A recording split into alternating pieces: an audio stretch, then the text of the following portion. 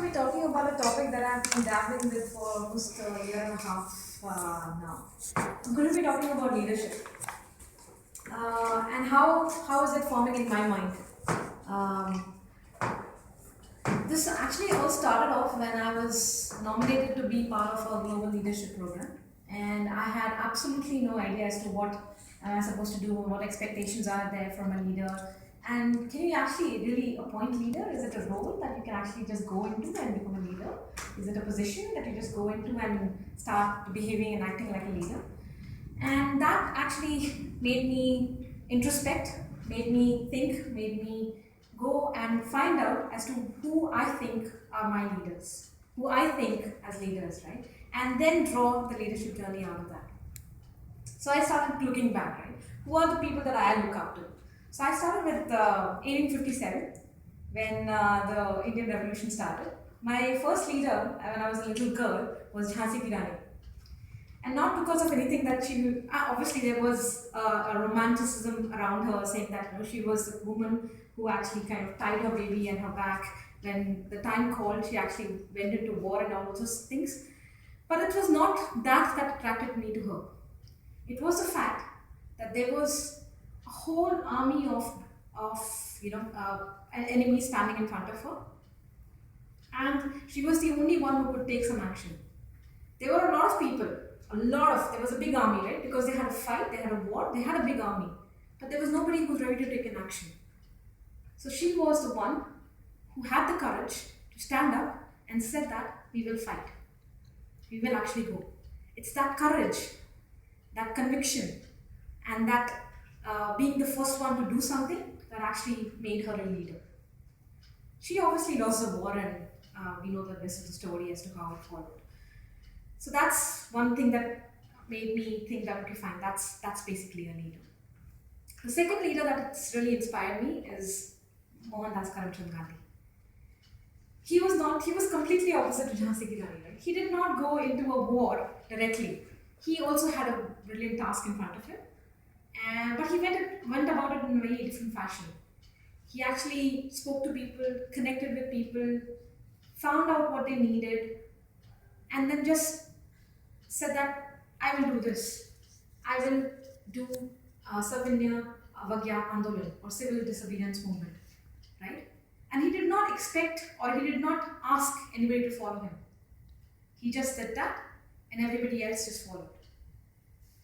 That was a leader to me, who can connect, who knows what will touch people, who will actually know how people will react when he says something. Then I thought some more, right? These are leaders that are actually kind of very popular and everything. Do you need to be popular to be a leader? That's not the case.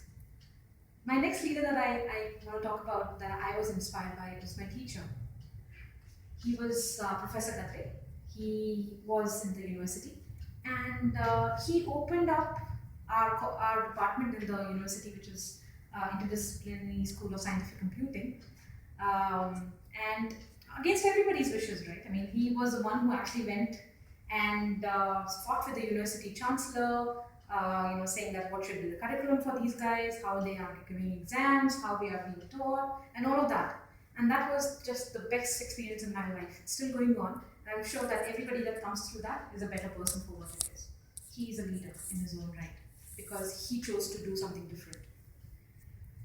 The next leader that I had in my mind, who has been along with all my life, is my mother. She has, for all of these years now, 60 years, been doing whatever she needs to without being told. She gets up every morning, she does whatever she has to, not waiting for somebody else to pick it up, not waiting for somebody else to cook, to make tea, to wash clothes, to do whatever she needs to do, right?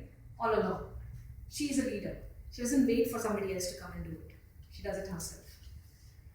For me, the leader is a person who did not honk when there was traffic, when there was a lot of pressure from everybody else to honk, right? Because everybody else is doing it.